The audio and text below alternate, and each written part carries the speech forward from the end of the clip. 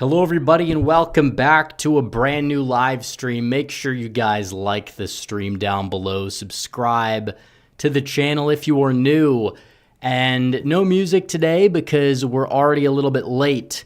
But we haven't done a stream in a very long time, and I wanted to make sure that we were able to do a stream before we would get to a point where we would never do a stream again, because I know it's been probably around 2.5, 3.5 weeks since our last stream. But make sure you guys like the stream down below. You know the drill.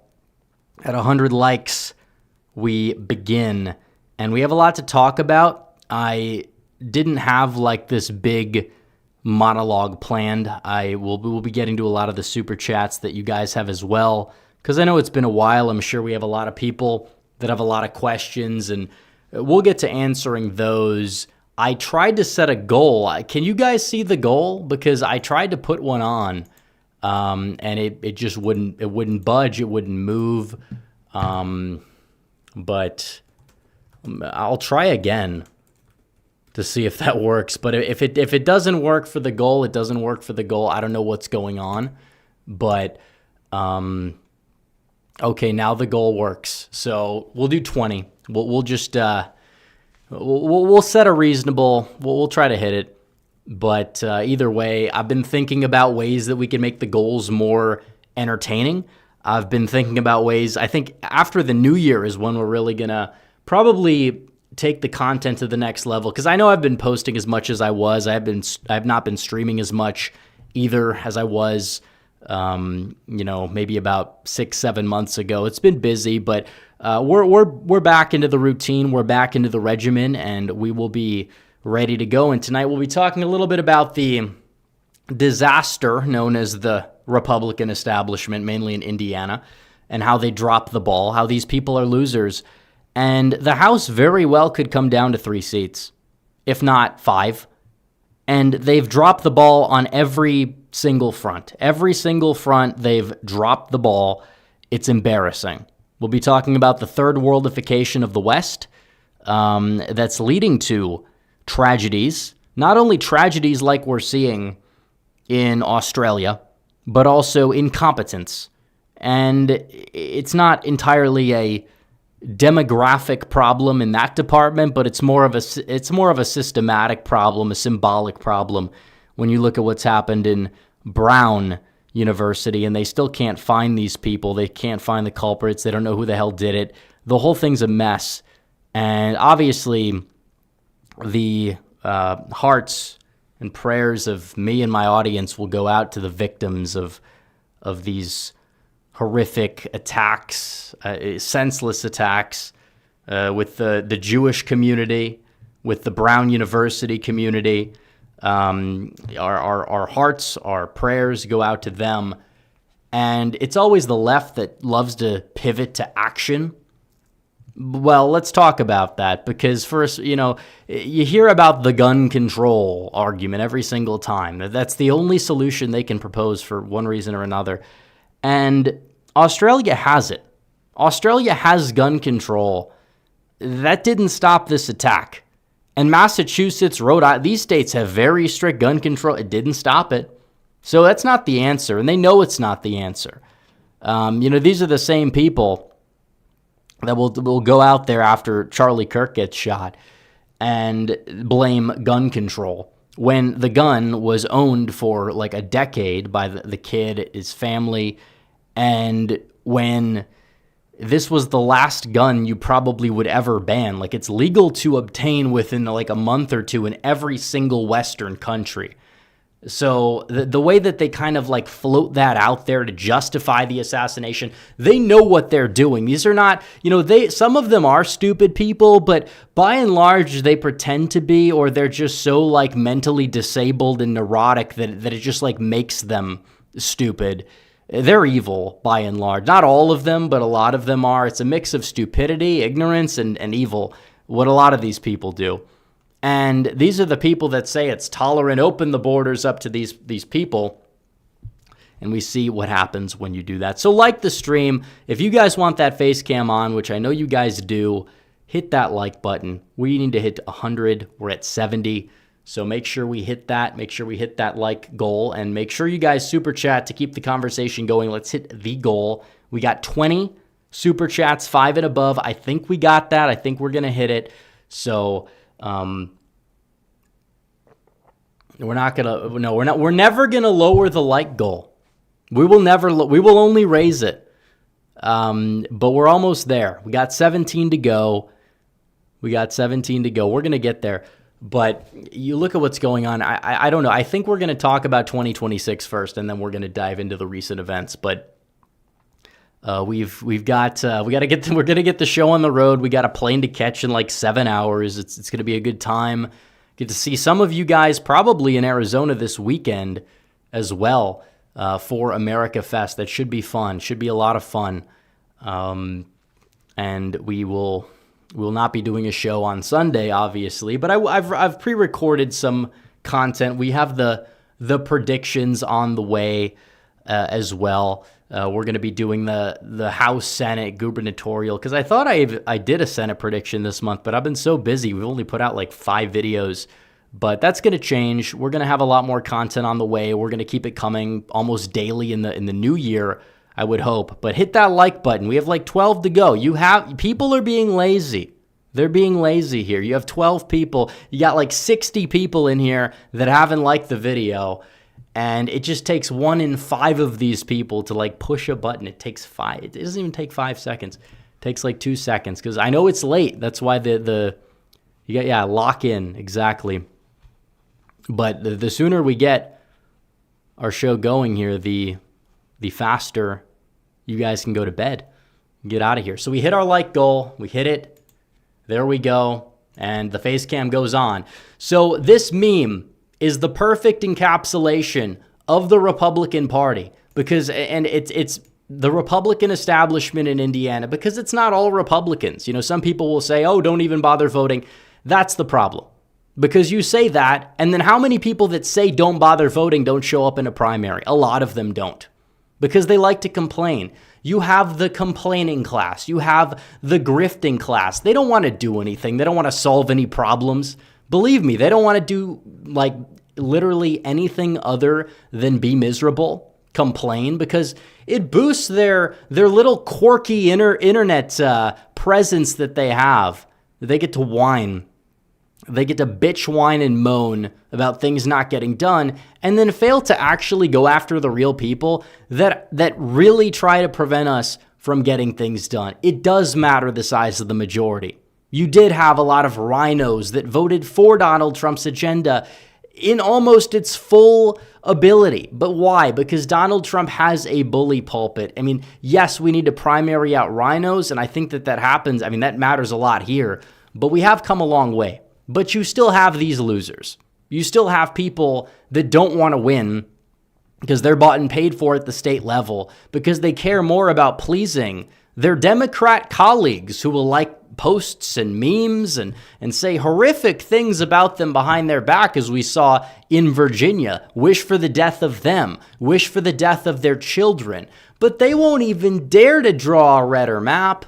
They won't dare to do it. They won't even dare to lift a finger. They will come up with the most garbage excuses. I don't know who even found these people to put on a ballot in the first place. They don't belong in politics. They don't belong in the Republican Party. They belong in a mental asylum because they're just insane, schizophrenic, establishment cuck lunatics that belong in a mental asylum instead of the state legislature in the state of Indiana. And then you have Utah. These rhino judges in Utah, so-called Republicans, by the way, that decide to go out there on a limb and say, no, you got to draw the map again. Would they have done it if it wasn't for Texas taking a stand or Missouri or North Carolina? Of course they wouldn't. They didn't do anything for the past 5 years. But now it's a problem. You see, now, when we could actually do something, when we could move the ball down the field, that's when you decide to say, yeah, you know what, let's hand these people a free seat for whatever reason. Like, do you understand that power is not anything to be afraid of? You don't have to be controlled opposition. You could just be the opposition, or in this case, the party in power as we are, and you can use that power to get things done, to reward your friends, to punish the enemies that want to see you fail, in many cases, want to see your head on a stick. All right, let's not fool ourselves. You're not dealing with, by and large, a lot of reasonable people. You might have some reasonable people on that side. They're probably not paying attention to politics. That's the problem. The people that are active, the people that are on the other side of that aisle in elected office, a lot of these people are past the point of public servants. They're just crazy. You're in 2025. This is not the Democrats from 20 years ago. They don't want to say, okay, I'll give you a win here. You give us a win here. They don't want to shake hands. They don't want to compromise. They want to punish you by any means necessary. They try to kill the president of the United States. They try to put him behind bars. These are not people that are your friends. These are people that are your enemies. But instead, these people, these bought and paid for GOP establishment hacks, they want to toe the line. They don't want to actually stand for anything because that's just not, it's not a principled thing to do, they say.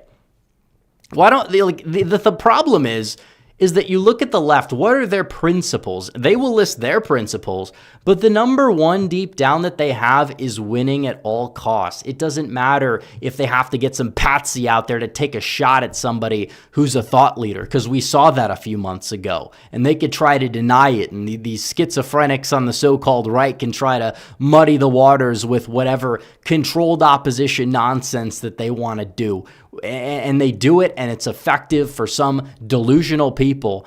But we understand reality here. We understand that the people on the other side, these are your political enemies by and large, all right?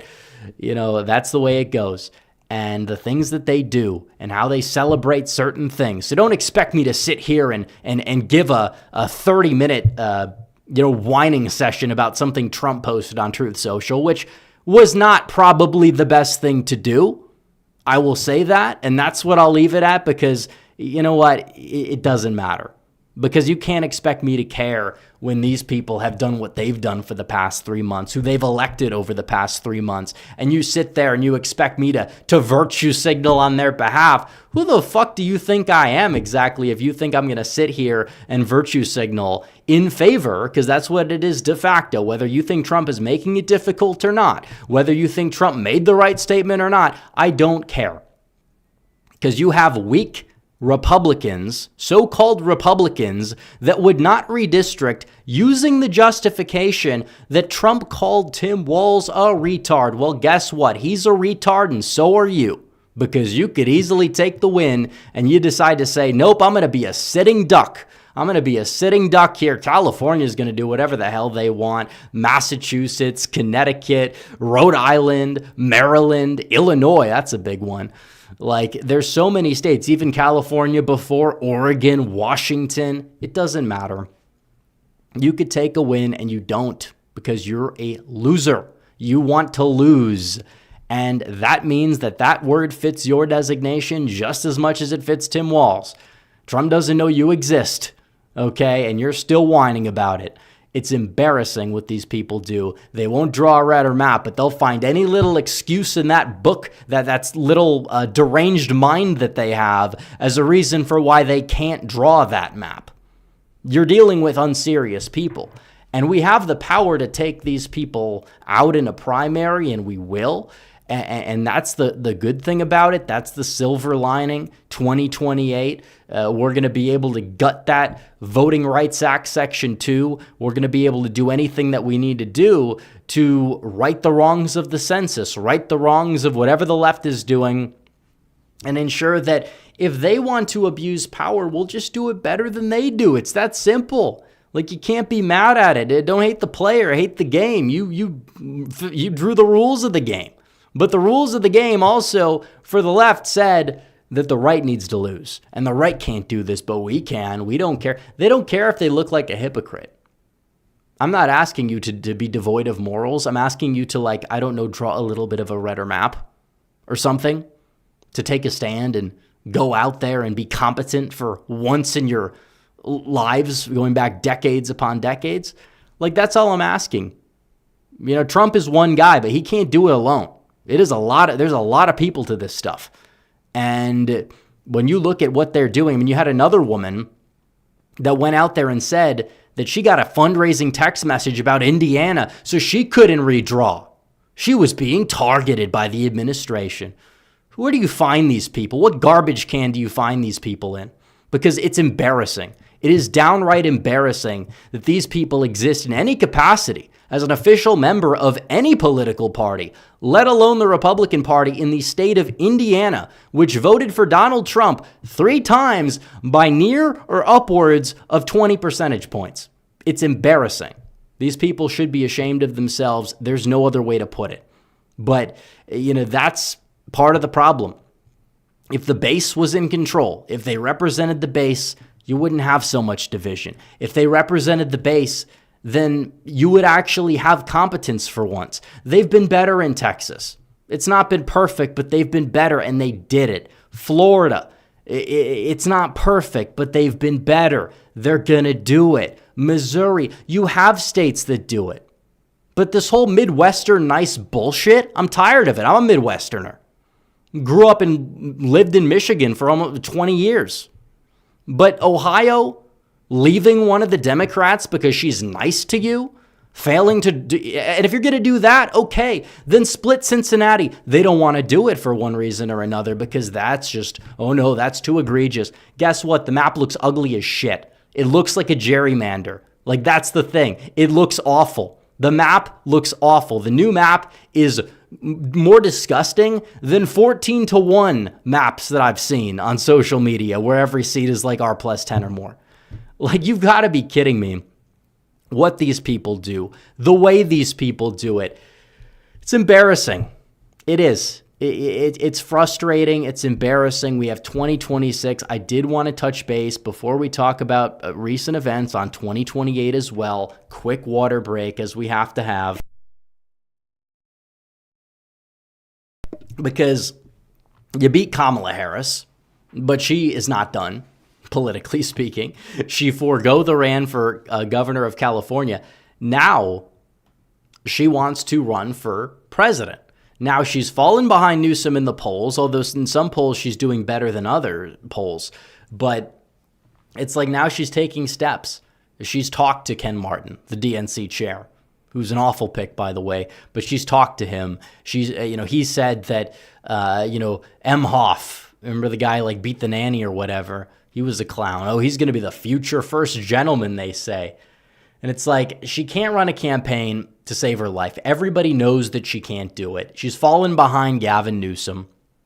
She's going to flame out probably if she runs. And that's what I'll say, because I know that it was kind of big a couple days ago. Oh, is he going to go for, or is she going to go for it? Or what's Newsom going to have to say about this? How's he going to counter?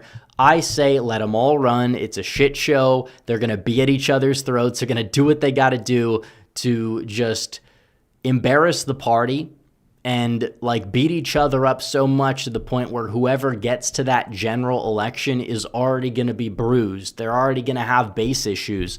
That's what we're looking for. If you want to win in 2028, you have to understand the lay of the land, and that's a big part of it. It really is. And I think there's going to be a lot of reasons for why. And you look at Gavin Newsom's campaign that he's running, the memes that we see about like, oh, how they like try to mimic Trump, and it's like, it's more like they're embarrassing themselves. It's like you do it the first time, it might be kind of funny to some people. You do it the second, third, fourth time, it's getting old. You should stop. Then they do it every day in every tweet, and it's exhausting. This is not a serious campaign. It's very terminally online. I mean, we've seen a lot of terminally online campaigns over the years, and we were probably going to see these people that are doing the same thing for 2026 flame out, and they know exactly who they are.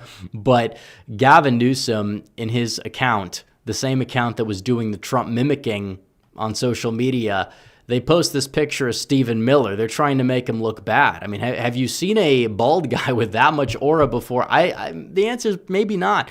You got this guy, he's sitting there. He looks like he's like an Eastern European, like dictator, in a cool way, by the way. And like they're posting this as it's like an own for the guy. He has a lot of aura. I mean, this is a guy that single-handedly has the set of stones to fight, understands immigration, has talked about repealing not just the Hart-Celler Act, but the Immigration Act of 1990, which doesn't get talked about enough, but it's actually far worse than Hart-Celler and has done far more damage to the United States over the past 30 years, than Hart-Celler even did before in the previous 25. So Stephen Miller gets it. They're trying to demonize him for some reason, which again, you're not running against Stephen Miller. You're running against J.D. Vance. So if anything, what are they trying to say? Oh, Stephen Miller's going to be right there with Vance. That's actually something that I see as a positive. This guy's a boogeyman for the left to dangle in front of people's faces. It's never really been bought. It really isn't. The actual independents that are swayable don't care about advisors. They don't know who they are, by and large. And if they find out, a lot of them would be like, oh, he's kind of cool. Like that's how these things go. That's how these things work. So they can keep doing this stuff time and time again. It just, again, you don't interrupt your enemies when they're making a mistake. You don't want to do that. But this is just pure just signal boosting of the same people that they tend to oppose. They do the same memes with the J.D. Vance stuff. They think they're making fun of Vance. Vance dresses up as the meme for Halloween. He's going out there, he's doing it, and he's owning it, and he's loving it. And the fans of him on the right are loving it. The Democrats are just awful at messaging. I don't care how many elections with 4,000 people that show up out of a total voting age population of 50,000 in some random Kentucky state Senate district. It's abysmal what they do. We won this election. That means we're going to win. Yeah, you can only win when barely any people show up. That's what you do. Nobody likes your party. They may have grievances with the messaging from the administration. They might not like the way things are in the economy, but guess what? Most of all, they don't like you. And that's more important at the end of the day. And it's going to really come back to bite them, not just in 2028 when you have a full turnout electorate, but also I think it's going to come back to bite them in the midterms because Trump's going to be campaigning. The economy is going to probably be on better ground. You have plenty of positive upside that this administration has. Wait until tax season. Wait until the anniversary of the United States that's coming up, the 250th. That's going to be a big deal. And it's much better you have Donald Trump, who's a walking symbol of American patriotism, compared to somebody like a Kamala Harris, a disgrace, or Joe Biden, who's barely alive. I mean, did you see the guy at the Eagles game? And I'm not saying that based on his health condition. I hope he does well on that front. I want to see him out there again, actually, in 2028. But I mean, it's just about the way the guy's operated for the past 4 or 5 years. Democrats denied it in 2020 because he was too busy hiding in the basement. They just found ways to max out their turnout, max out their ballots through these COVID measures, and it did pan out for them. But it came back to bite them in the rear end, especially when they opened the border up. They caused this crisis. They red-pilled an entire generation. It's malfeasance on their part, but we'll take it. We'll take it as a victory. So what we won't take is the nonsense that has happened to not just the United States, but all across the West, and we're going to get into that as well after another quick water break.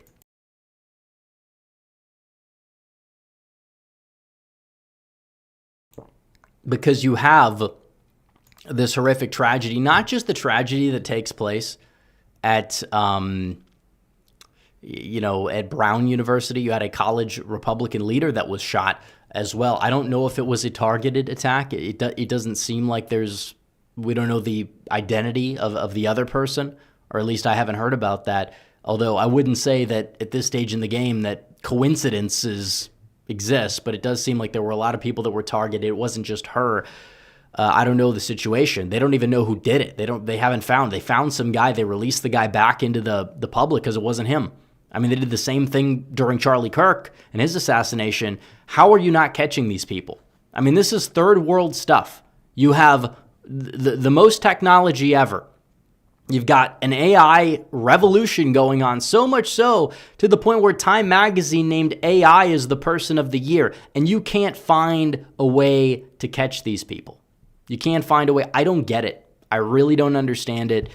Whatever is going on in this country needs to stop. It's incompetence, and this is just what happens. And then on top of it, you have Australia, where you have it's the beginning of Hanukkah, a Jewish celebration. Then you have a Muslim who's going out there opening fire, radical Islamic terrorists killing people. Again, I thought gun control was supposed to. It's always been an argument that it's a cultural problem. That's it. You had no gun control in the 1950s, 1970s. You had machine guns. You didn't have mass shootings. You didn't, because it's not the gun, it's the people. And why don't they happen in other countries? Well, I don't know. Ask yourself that question. Maybe it's a cultural thing. Maybe it's just demonized. Where in American media, it's like lionized, and you know all these people's names, and it's like copycat attacks happen. But the other countries that, even a lot of these Western countries that look down on America as backward, they see that as beneath them, and they don't do that. They have other ways of like mentally ill people airing their grievances that probably are not as deadly. But that's why that stuff happens in the United States, by and large, as a big part of it. It's not gun accessibility, because you could look at the gun percentages. I mean, Canada, they have a lot of guns up in Canada. They do. But they don't have mass shootings really at all, even when you adjust for everything. When you adjust for guns, when you adjust for... It's all just nonsense. The bottom line is it's a people problem. It's always been. And when you import the third world, when you import ethnic grievances from these radical Islamists that they want to convert people at gunpoint.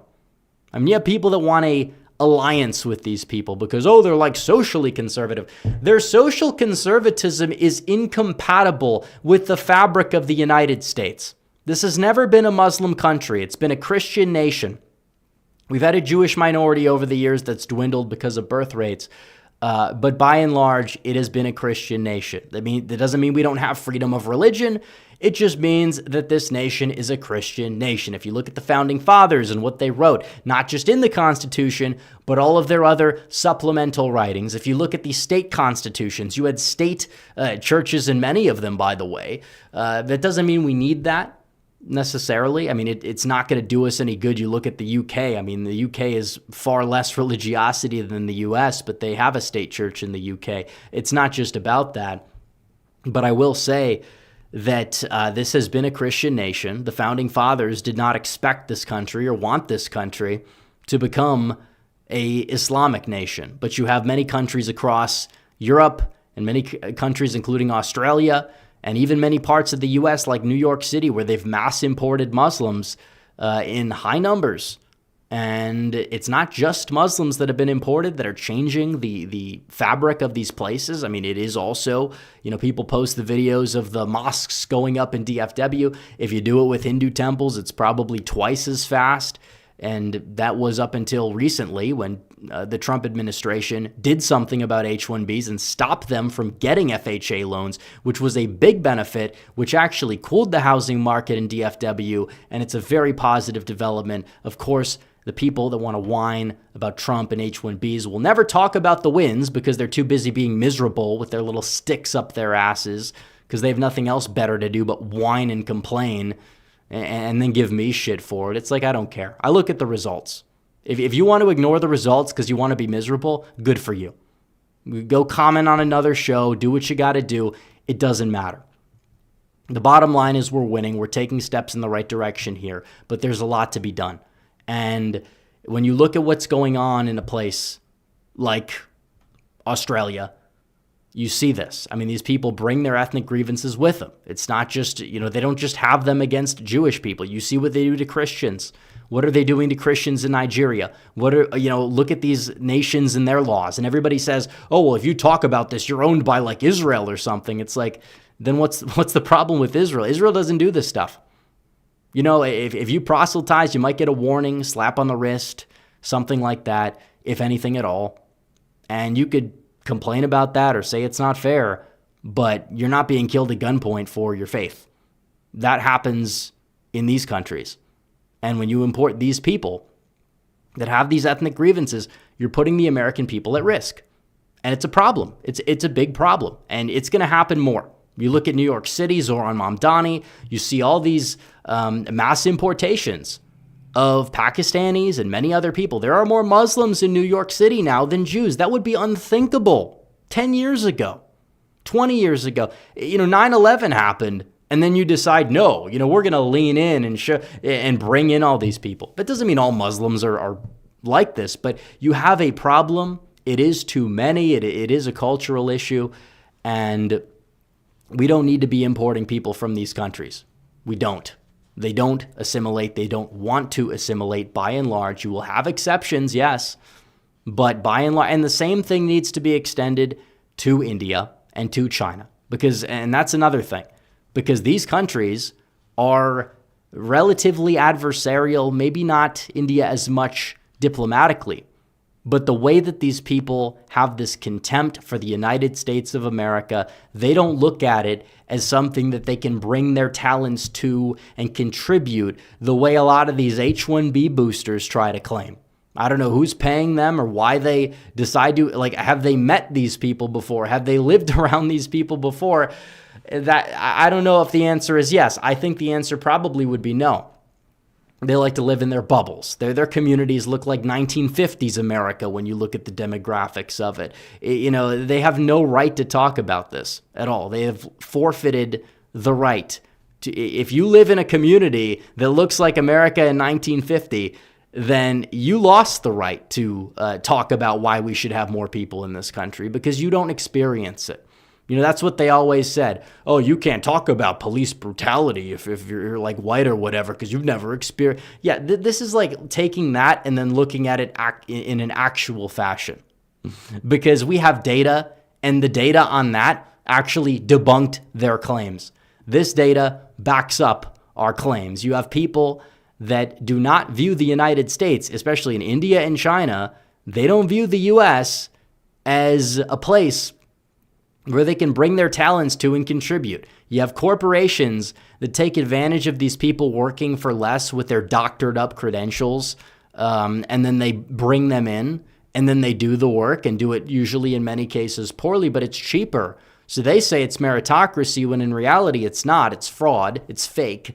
And they bring them here and they do it and they pay them less. And these people don't even know how to take care of their properties. They don't know how to take care of their lawns, by and large. I mean, it's not all of them.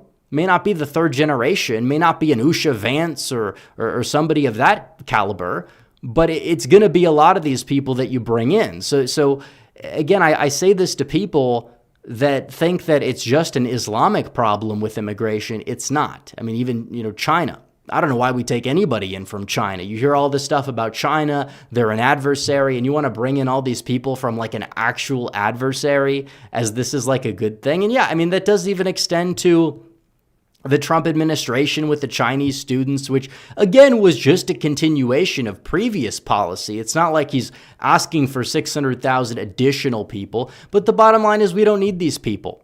If these people keep our universities open, then we shouldn't have as many universities as we currently have, and it's that simple.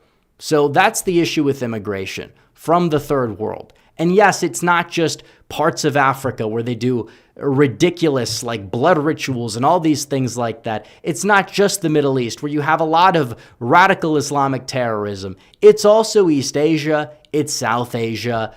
I mean, seriously, do these people understand that you have an entitlement problem in some of these countries? And it's not just India, it's also China, it's plenty countries in the region. They view America as an economic zone. This is not the West. These are not the Italians from the 1910s. And you did have some issues with them. But even then, the issues with the Italians were so big that they shut down the border for like 60 years. At Ellis Island was shut down. They wouldn't let very many people in at all until these people assimilated. And they did. And many of them are great Americans and contributed greatly.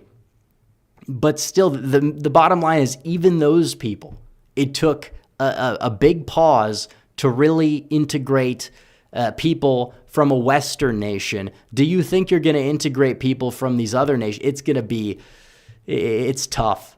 It's really tough. That's the problem with immigration. We should have been talking about this in 1975. But it wasn't really a big deal because you didn't see all this stuff when you see, a 2% shift in a decade of demographic change. But now you look at it, we were lied to by Ted Kennedy, many other people, about what this would bring about. And now you see what's going on. And this is a problem. And especially with the Islamic problem, you have like a difference of fundamental ideology where you have a lot of people that will convert you at all costs. And you see what happens. And you see exactly what happens. And it's not just Islamic immigration. It's not just Indian immigration. It's not just Chinese immigration. It's the whole thing. And there does need to be a fundamental change regarding American immigration policy. And I think the Trump administration has taken some solid steps. I don't think it's going to be the end game, but I think it's going to get the ball rolling down the field enough over the next 4 years to the point where you get somebody who's a little bit more ideological on the topic that's going to take those reins, take control, and make sure that we're going to be able to save this country because it does matter. It does. It's not politically correct to say, but if you lose the Western identity, you lose that core, and it does correlate very well with demographics. And if you change the demographics too much, you change the country, you're not going to have the same country. And that's not the place I grew up in. I want my kids to grow up in the country that I grew up in, if not a better version of it, by far, ideally. But we're probably not going to have that. And this is also, I feel like, why the birth rates are low, because people don't want to bring kids into this world. They don't trust their neighbors. The whole thing's a mess. And it's not even just the immigration. It's the low-income housing that they put in the suburbs. And it's just all that they try to do this thing where, we're going to make everything the same. It's like that's communism, by the way, by every stretch of the term. Hierarchy is okay. We love the working class, but hierarchy exists, and that's fine, and it exists for a reason. I want to make life better for everybody. I want to provide opportunities for people that are struggling so they can, improve their lives. But that doesn't mean that we need to destroy the fabric or the infrastructure of this country. And it also means you have to put Americans first and not import other people to take care of for some reason when we can't even take care of our own and you want to take care of other people. It's a shame. Cut the immigration levels significantly. Cap it at like 300,000. Make sure at least 2/3 of those people are from the West, from Western countries, able to actually assimilate and keep it that way forever, honestly. It should not be easy to get access into the United States. It should be very difficult. We should be proud of our identity. We should be proud of our nation. Yeah, we should view it as better than everybody else, and that means that we should have a high bar to get in.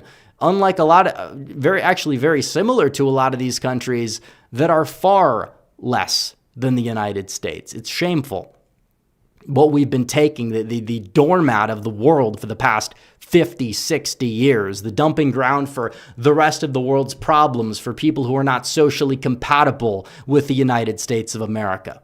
These politicians in general, on the right, also on the left, they don't value the things that they should be valuing. They don't look at the United States the way that they should be looking at it. And that's the bottom line. That's the proper takeaway. It's a multifaceted problem, but this is symbolic because you import certain cultures, groups of people. America's going to start to embody that. People talk about this melting pot. That term was coined in like the 1800s when immigration, like the most exotic place of immigration you really saw in any high numbers, was like Italy. And now you're seeing it from Somalia, where the average IQ is like 67. And you want to import that into the United States in high numbers in certain places. And you think they're just going to leave their cultural traditions at the door? Like, are you deranged? Are you insane? Are you delusional? The answer has to be yes, but they don't care. Their communities look like, as I said, 1950s America. So what does it matter to them? They don't care. And that's the problem. So we'll get to Super Chats.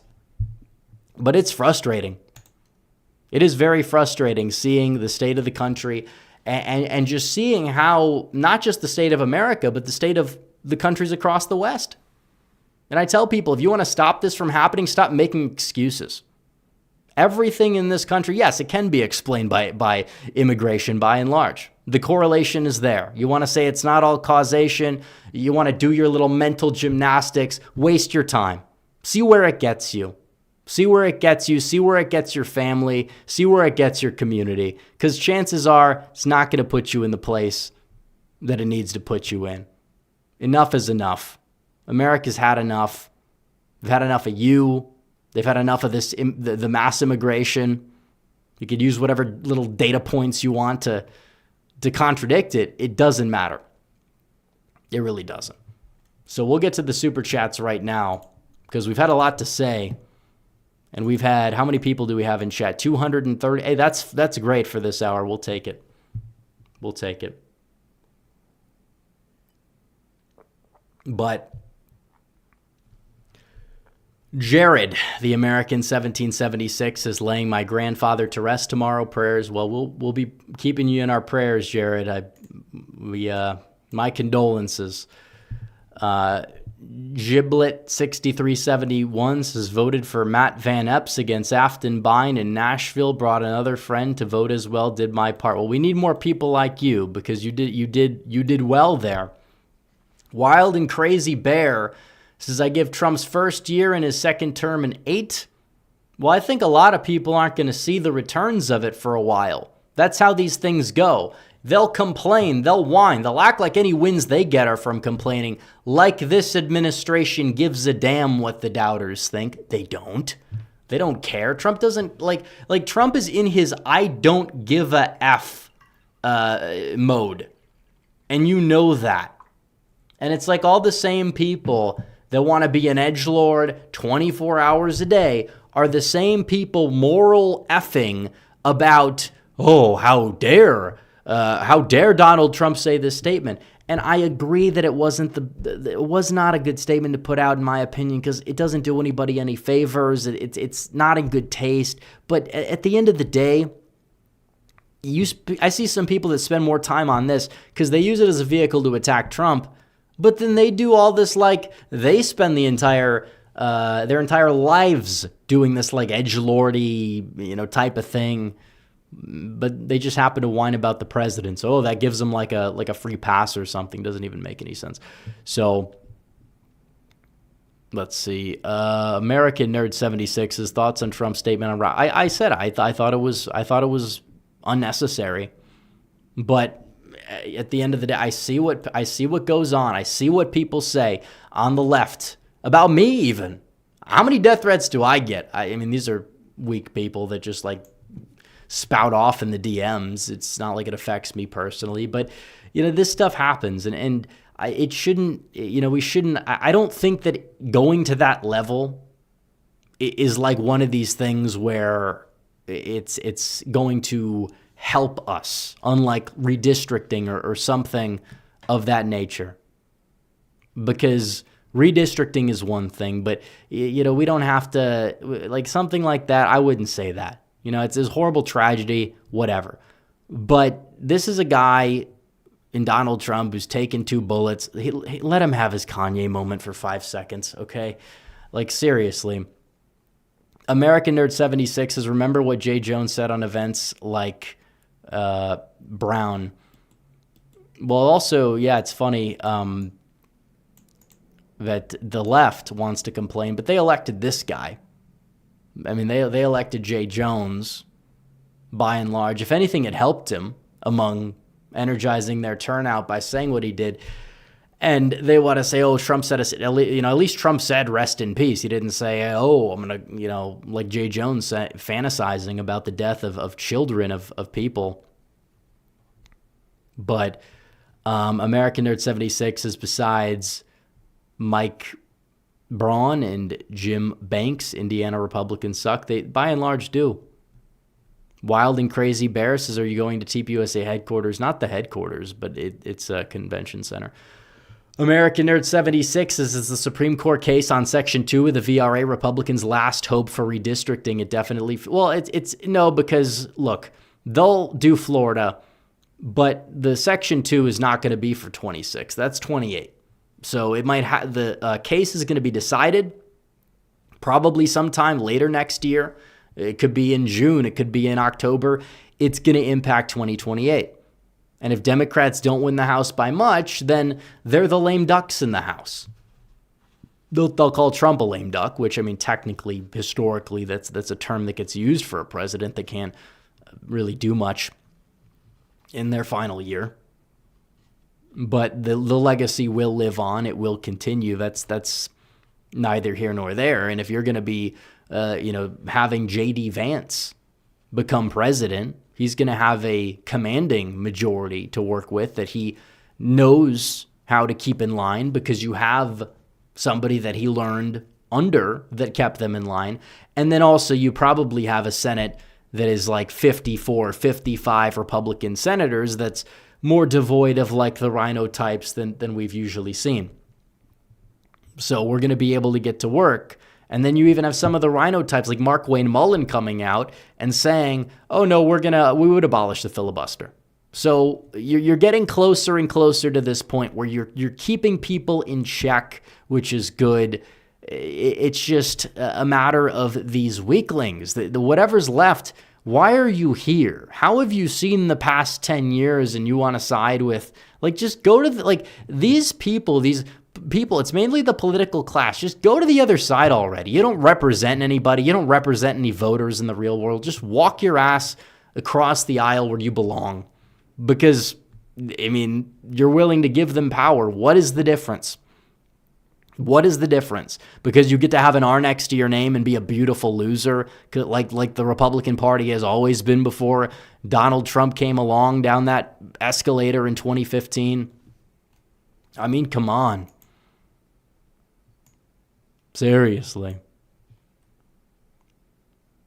Now, American Nerd 76 says Trump should make Miller the White House chief. Well, he's deputy. He's pretty much there.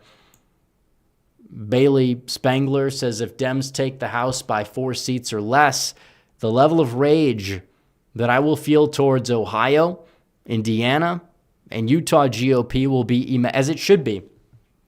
As it should be. No, I don't understand how you operate that way. It's unbelievable. Giblet says if the Christians en masse would show up for all elections, we would never lose, but they refuse to get involved. The Hispanic vote carried us national election. Well, and that's the thing. You have a brand of Christianity where you have these people and they say, I'm not going to vote because God will take control. God gave you free will. I don't know what exactly this is like the Christian Science version of politics where, I know to medicine, can't do medicine. It's like, you understand that God has given us societal developments to the point where we've been able to make medicine, and you want to pray the diseases away. That's not, you have to take action. You're a human being. You're here for a reason. God created you for a reason. Yes, you have to have faith. Yes, prayer is great. It should happen a lot more. But sitting here and letting demons walk all over you because you think that there's going to be like this, I don't even know.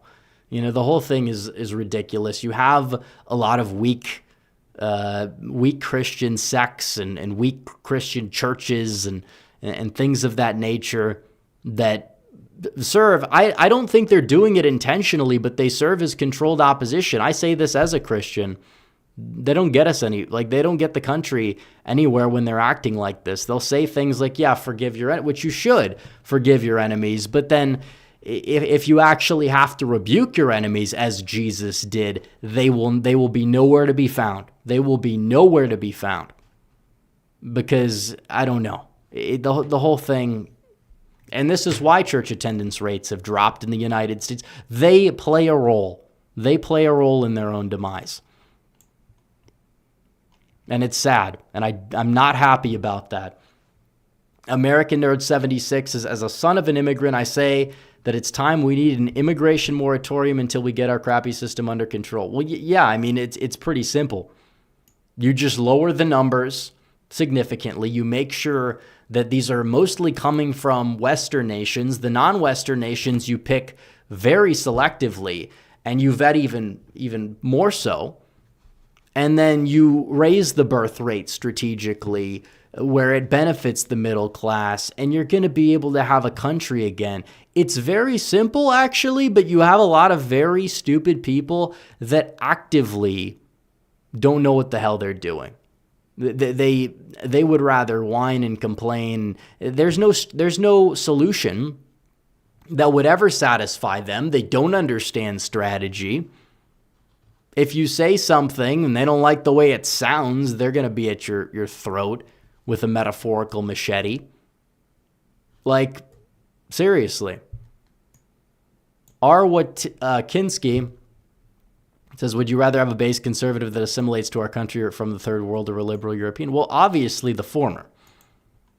I mean, the liberal Europeans, and by the way, I don't think a lot of European immigration would result in liberals, for the record.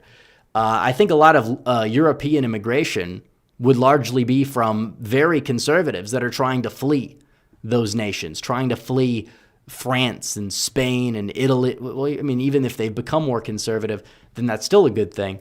But it's largely going to be that more so than anything. Because if you like America enough to come to America, you're probably going to eventually vote the right way if you're from the West. I mean, the Canadians we take in from Alberta, bring them in. They're great people, so long as they're in numbers that are limited enough, and that's number one. And number two, make sure that these are well-vetted people.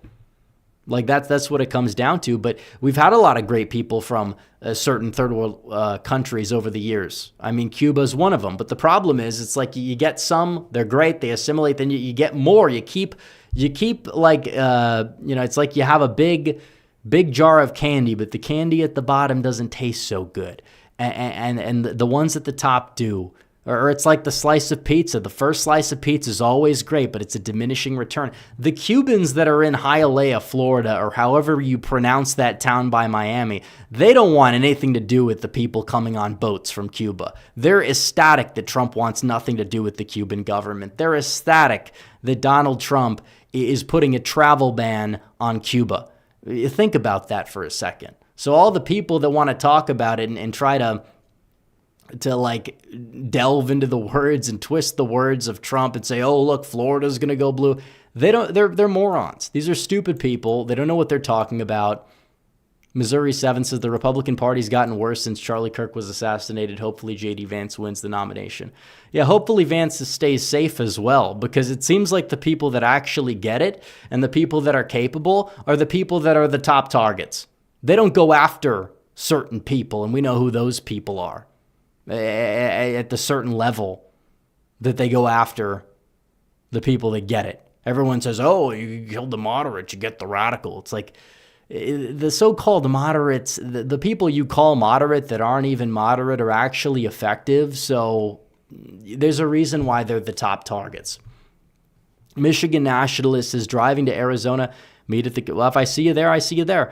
Giblet says, for 10, we're creating our own domestic terrorists here by teaching young people that America is an oppressive nation built on the backs of slaves that is massive psychological. Well, I agree. This nation should be something you're proud of. This nation should not be something that we look at and see it as, oh, it's a shame. Guess what? That was the drug. We got off the drug. You should be happy. Where did they come from? The slaves came from a third world country. And it's immoral. It shouldn't have happened. But guess what? We were the ones that ended it. That should be something to be proud of. Instead, you have this spin. Oh, it's the white evil. It's just anti-white behavior. That's what they ingrain in students. And I do think it's backfired, for the record, over time. I think that people have woken up to it. But enough people, I mean, we need to just keep making sure that we call it out when we see it. Because if you don't, that's when you start to lose the momentum. And we don't want to lose the momentum. American Nerd 76 says, I want Miller in charge of the White House, not White. Well, he has to get confirmed for that slot, too. Now, I don't know. You look at the Susie Wiles thing that everybody's talking about. I don't know it seems like they're misconstruing some things. I looked at the Axios aggregation of the article.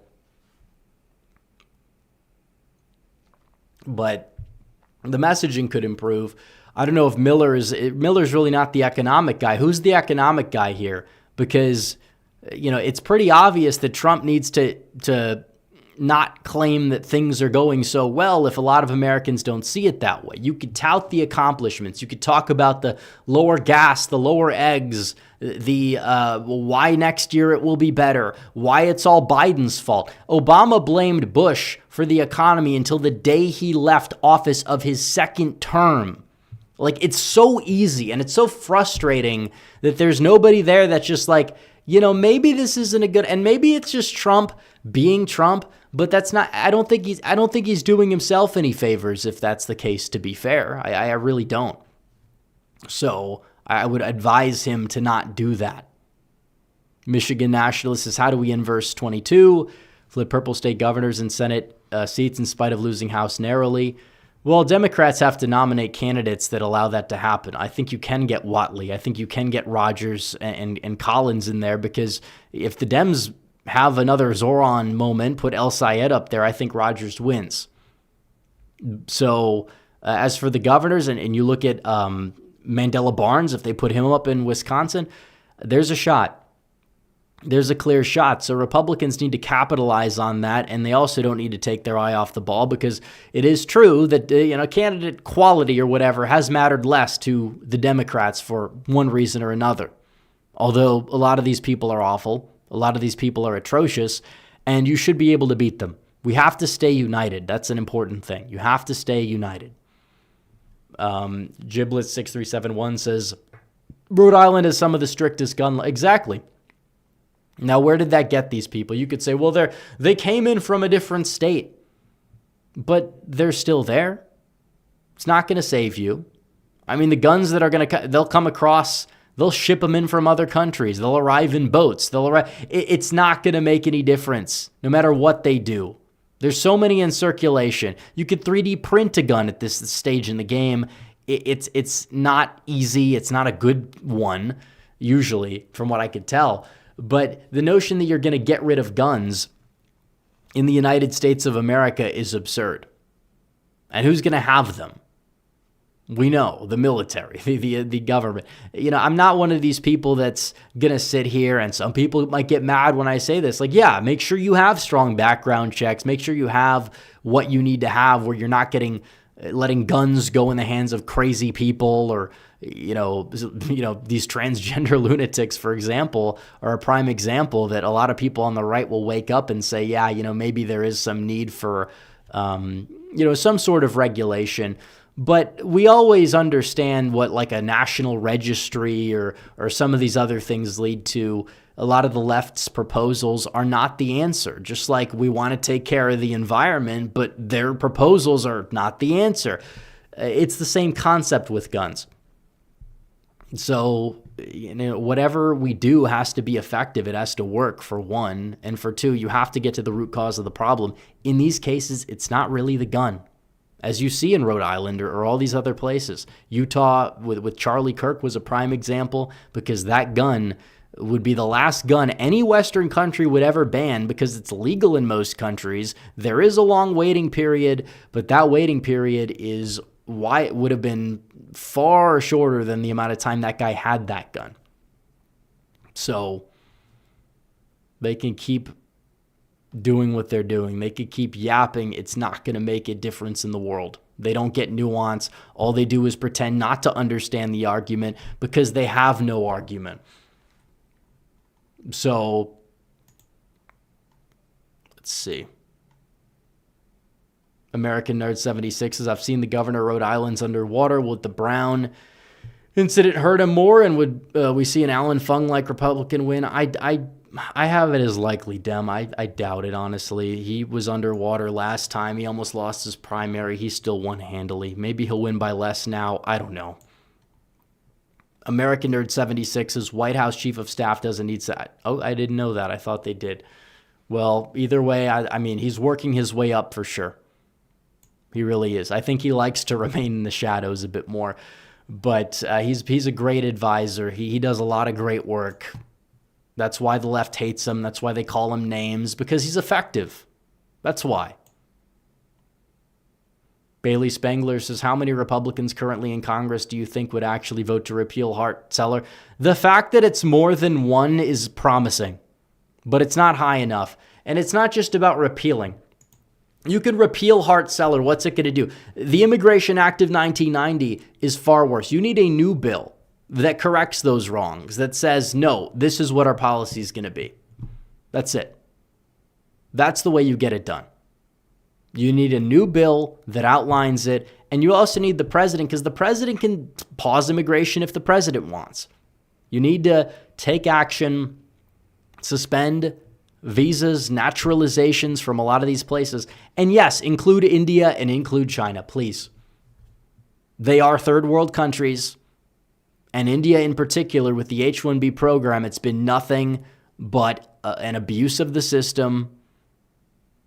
A lot of these people have not assimilated very well at all. They hold, in many cases, not all cases, but many cases, negative views of Americans and have like a sense of entitlement. And they don't take care of their communities because they're real, and they don't even take care, by and large, of their communities at home. You think they're going to do it here. They don't. They don't. You've seen parts of northern DFW. Overgrown weeds, overgrown lawns, basic things of that nature. And they're in the housing market buying up these homes, and it's gouging. And they will rent a house to a fellow recent Indian migrant for hundreds of dollars per month cheaper than they would rent that house to said, I don't know, like average American. And the vitriol I've seen on social media, I hear all this talk about, oh, people are making fun of India or Indians or whatever. Some of it is vulgar to an extent or overdone, you could say, but the inverse is far worse, far more vicious. It never gets talked about, and we're supposed to care about the interests of other people, but not the interests of our own. That is mental sickness. That is mental illness by every stretch of the term, and that's a problem. So, you know, we have a country to take care of, and we have to do a better job of taking care of the country because we see what happens when we don't. No, it's not everybody who happens to come from those countries. There is a difference between the macro and the micro, but we don't have time to we don't really have time to differentiate at this point. Moving forward, from this point forward, we don't have time to differentiate between the hero in Australia that jumped in front of the gun and stopped more people from getting killed and the perpetrator. So that's the way it goes. Now, American Nerd 76 says we need more asylums. Exactly. That's another thing. What's our mental health treatment? Other countries have better mental health. They have better mental health treatment.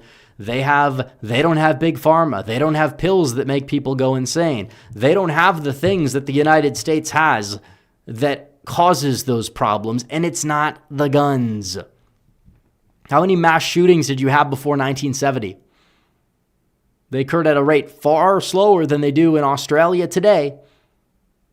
But they won't talk about that. And honestly, mass immigration and what it's done to the social cohesion of communities since then too, it is another cause. It's not the number one cause, but it's a cause. There's a lot of problems, a lot of them, and they need to be solved. And too many people it's such a simple fix, but the problem is people are afraid of the consequences of taking a stand for something. It doesn't have to be this whole big, thing where, you delve into bad optics or whatever. It's an easy fix. You address the problems head on like we've done for the past hour. You say what needs to be said, even if people are afraid to say it, and you take it from there. Doesn't need to be schizophrenic, doesn't need to be insane, doesn't need to be unhinged, doesn't need to be anything more than it already is. So that's my take. Whether people like it, whether people don't, I'm sure a lot of people do. Some people might have minor disagreements. That's okay. Either way, it's been pretty good. It's been a pretty good show, but we'll do a last call for super chats. we'll do a last call because I know it's getting late and I know some people probably want to go to bed. So we'll do a last call for Super Chats here, and we'll wrap up the show in a couple minutes. We got a $10 Super Chat from American Nerd 76. Does Stacey Garrity have a chance of winning against Josh Shapiro? Because I've heard that Shapiro is going to bank a lot on his reelection as a stepping stone, and he's the only Dem I'm worried about. Well, I don't think you have to worry about them nominating him. He's too moderate for them. He's not interesting enough for them. He doesn't wield power against the enemies on the right at all compared to Gavin Newsom, who's also establishment friendly. They've made it clear they didn't want him as a VP. They didn't want him on the VP ticket for certain reasons that we know. And you think they're going to give him the nomination? Like, I don't see it. I mean, he literally served in the IDF. You think they're going to hand him the Democrat nomination? You're out of your mind. Newsom, on the flip side, they view as viable. He's more viable than the other lunatics because he happens to be a sociopathic used car salesman rendition of dollar store Patrick Bateman. And it may be effective on some people. I just think that Vance is cerebral enough to really poke holes in it, where a lot of other people might not on the Democrat side. So we'll see what happens. We'll see if AOC goes for it. Kamala will be up there again. Biden should run. He won't, but that would be funny. I mean, his legacy's on the line. Put him up there. If Trump could do it, why can't he? I mean, hey, if he beats stage 4 cancer, it would be pretty. And I mean this sincerely. It would actually be pretty inspiring. To get out there. He'd be the Philip Rivers. He'd be the Philip Rivers of well, he basically already was, to be fair, but no, he would get decked in a primary, wouldn't even be close, but it's fun to think about. TJ Manzada for 2 says, you're doing call-ins anytime soon? A dollar store, thank you for the 2s. Maybe, I don't know. Maybe sometime next year. American Nerd 76 for 2 says, would Gaza still matter in 2028? I mean, yes, to an extent. Because it's not going away as an issue. If you support Israel in any capacity among certain people on either the fringes of the right or just the far left in general, it is maybe not as pressing of a wedge issue as it was in 2020, but it still remains an issue.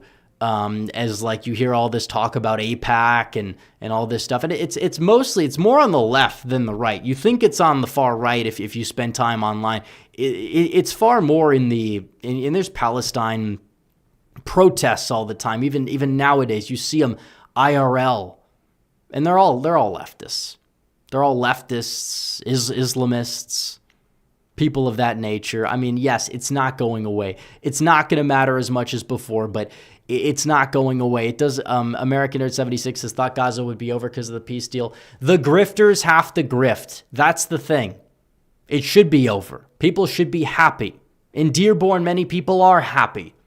But Dave Smith is whining because, oh no, how dare you celebrate? You know, he believes it's a genocide. It's obviously not. But he's like, oh, the genocide's ending. Like, he's like, it's a bad thing. It's like, that should be something you celebrate. I mean, we celebrated the end of World War II. You know, a lot of people died in World War II. I'm not just talking about like the Holocaust, but you had a lot of people that died in combat, and we still celebrated the end of the war. I mean, this is really no different. I think the war ending is good. Less dead people is good, no matter what side they're on. The thing is ridiculous. I mean, wait until we get a ceasefire on Ukraine if we ever get one. So, Michigan Nationalist for 2 says, percent chance Lions win out and make the playoffs. Yeah, good luck winning back-to-back games. I mean, you haven't done that since October. You probably do it because you have Pittsburgh and you don't lose back-to-back games. You probably beat Pittsburgh. You probably beat Minnesota because I can't see you losing to them again. And then Chicago, I think, is fake. Their turnout differential is not sustainable.